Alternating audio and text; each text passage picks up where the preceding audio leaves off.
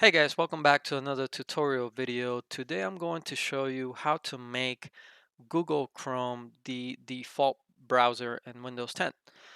This is a really easy step to follow. The first thing you do at the search bar here at the bottom left corner, you could just type default and it's going to be the top one. It'll say default apps. When you click on that, you'll get to this page and you're going to go down to the bottom here where it says web browser, and here the recommended for Windows 10 is Microsoft Edge, but I prefer Google Chrome. So all you have to do is click on Google Chrome and that will make the change. If you wanted to go back and change it to Microsoft Edge, you could easily do that by clicking on Microsoft Edge there. I'll go back and change it, Google Chrome. So I hope the video was helpful. Please give the video a thumbs up. Don't forget to subscribe for more content, and I will see you guys on the next video.